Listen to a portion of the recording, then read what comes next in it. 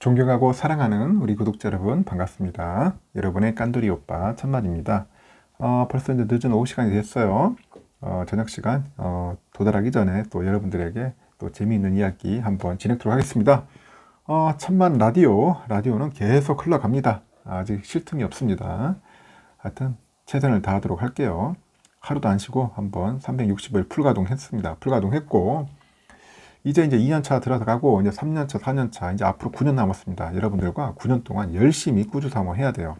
해야 하고 무조건 뭐 매일 사는 게 아니라 자기만의 전략이 있는 겁니다. 자기만의 기준이 있기 때문에 그때마다 잘 보고 접근하시면 되는 거예요. 뭐 매일 살 필요는 없어요.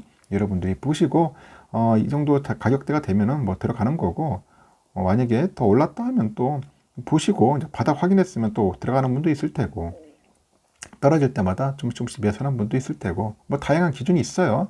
어떤 분은 좀 횡보 오래 하니까 이때가 정확한 저점인 것 같다 해가지고 이 횡보 구간에 계속 매수하시는 분도 있더라고요. 뭐 분할을 하는 분도 있고 그리고 어떤 분은 몰빵 하시는 분도 있고 다 가지각색입니다. 사람인지라 다 똑같을 수가 없어. 여러분이 좋아하는 대로 하시면 됩니다. 제가 삼성전자 이야기는 계속 하고 있는데 주말에 토요일 일요일날은 간혹 보면은 이제 삼성 이외에도 다양한 이야기를 합니다. 또 새로운 소식들, 조심해야 할 이야기들, 그리고 그날그날의 좀 아주 특이한 뉴스들이 좀 있어요. 요즘 보니까 이제 상장 폐지라는 말이 나와요. 상장 폐지. 도대체 이게 뭐냐. 그러다 보니까 상장 폐지 당하면 곧 누가 당합니까? 결국 소액주주들만 완전 눈물을 흘리는 거야. 뭐 슈퍼 개미들이야 돈 많으니까 뭐 그러려니 할 텐데, 우리가 개인 투자자들이 상당히 지금 괴로워합니다. 진짜 상장 폐지. 이 단어만 들어도 투자자라면 누구나 피하고 싶어. 아주 막 미치죠. 하여튼 경영진들의 그 잘못된 판단, 아니 내부 통제, 내부 통제의 미흡적인 거, 약간 그 횡령, 배임 등 이런 사건들이 터져버리니까 결국 회사의 그 주식은 결국 자칫 휴지 조각이 되는 거야. 휴지 조각이 될 수 있다. 소액주주들도 영문도 몰라요. 영문도 모른 채 같이 책임을 떠안는 거야. 도대체 내가 뭘 잘못했다고 이렇게 상장 폐지 당하고 종이 쪼가리가 되느냐, 휴지 쪼가리가 되느냐. 상당히 괴로워하는 거죠. 그 천 회장도 아주 소실적에 한번 당했어요. 상장 폐지. 그때도 잘 모르고 어리버리할 때 하다 보니까 상장 폐지가 된 거야. 마침 그 당시 때는 돈이 그렇게 좀 약간 소액이라서 뭐 그러려니 했는데 그냥 수험료 쳤는데 지금 생각하면 상당히 좀 어떻게 보면 바보스럽고 멍청했던 것 같아요. 근데 그런 걸 한 번씩 다 겪더라고 내가 보니까. 그래서 제가 가능한 우량주 위주로만 하는 이유가 다 있는 거예요. 괜히 이상한 잡주 들어갔다가 그대로 그냥 박살 나는 겁니다. 항상 조심을 해야 한다는 겁니다. 그래서 그 상장 폐지는 그 주식장에 그 상장한 그 회사의 상장이 그 폐지돼 가지고 그 주식장에 거래할 수 없는 상태를 의미를 하는 겁니다. 그리고 주주들은 그 보유한 주식을 더 이상 주식시장에 팔 수가 없어. 팔 수가 없는 거야. 그 장외시장에서는 개인 간 그 거래를 통해서만 사고 팔 수 있어요. 장 외에만 되는데 장 내에서는 안 돼요. 그 상장 폐지에는 두 가지 종류가 있습니다. 그 회사에 그 문제가 생겨가지고 상장이 폐지되는 경우가 있습니다. 문제가 뭐냐? 그러면 뭐 감사 의견이 거절되거나 그 사업보고서 미제출 이런 것들이 있으면은 문제가 생겨서 상장 폐지. 아니 그리고 대주주가 스스로 상장 폐지를 결정하는 자진 상폐가 있어. 자진 상폐. 저는 상폐하겠습니다. 더 이상 못하겠습니다. 뭐 그런 경우도 있어요. 하지만 시장에서 그 사실상 숨겨둔 종류가 하나 더 있다고 합니다. 그게 뭐냐? 고의야, 고의. 고의 상장 폐지. 고의적으로 한다는 그런 뜻입니다. 아주 나쁜 놈들이 있어요, 보면은. 그럼 결국 보자. 그 자진 상폐가 있고 고의 상폐가 있는데, 그 차이가 있어, 차이가. 그 자진 상폐는, 대주주가 이제 회사가 상장해서 얻는 이익보다는 실이 많다고 판단할 때 이제 선택을 한다고 합니다. 규정상 대주주가 전체 주식의 한 95% 이상을 사들이면은 시장에서 자진 상폐를 할 수 있어요. 막 주식을 막 사들이는 거야. 대주주가 95% 채웠다. 그러면 스스로 폐지를 할 수 있다는 겁니다. 합법적으로 정산할 거 다 하고 이제 스스로 이제 시장에서 나가는 거예요. 반면 고의상패는 이 제도상의 허점을 교묘하게 이용을 합니다. 그 회계감사에 필요한 서류를 제출하지 않는 수법을 해가지고 일부러 감사 의견 거절을 받아 그리고 회사를 상폐시킵니다. 회사를 상폐시킨다. 그 회사의 그 부정을 감추거나 비상장사로 이제 외부의 간섭 없이 회사를 운영하고 싶을 때죠. 나 진짜 감사 받고 싶지 않아. 막 그런 거 하고 싶을 때는 이렇게 고의를 한다는 겁니다. 중국 기업인 A 상장사는 그 법정 기한까지 그 사업 보고서를 제출하지 않아 가지고 그 지난해를 마지막으로 상장 폐지되면서 역사로 사라졌습니다.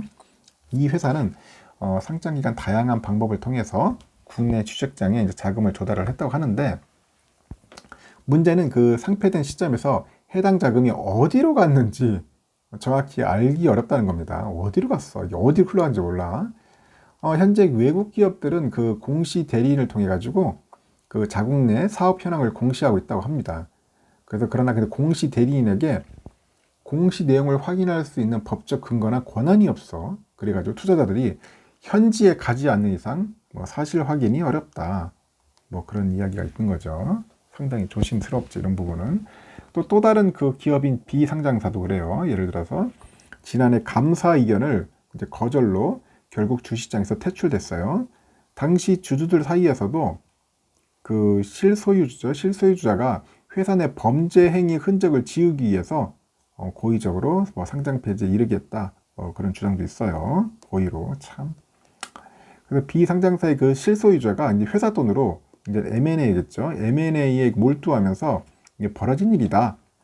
일각에서는 그 비상장사가 투자한 회사들도 그 실소유주와 관계된 기업인데 회사 돈을 일부러 빼돌린 것으로 이제 의심을 하는 거예요. 결국 실소유주는 자금을 회수할 길이 없게 되니까 감사에 필요한 서류를 제출하지 않는 방법을 해서 상장 폐지를 자초했다. 그런 지적이 나옵니다. 그러다 보니까 시장 퇴출이 결정되겠죠. 조용히 이 사건이 묻힐 것만 같았다. 하지만은 지난해 그 비상장사의 고의 상패를 의심했던 한 주주가 그 적리매매 기간에 주식을 절반 이상 사들이면서 상황이 바뀌어요. 그 비상장사지만은 주요 주주로 이름을 올리면서 회사의 장부를 확인할 수 있는 거야. 이후에 소송 등 책임 소재를 가리기 위해서 현재 법정 공방을 벌였다. 그런 이야기도 있는 것 같습니다.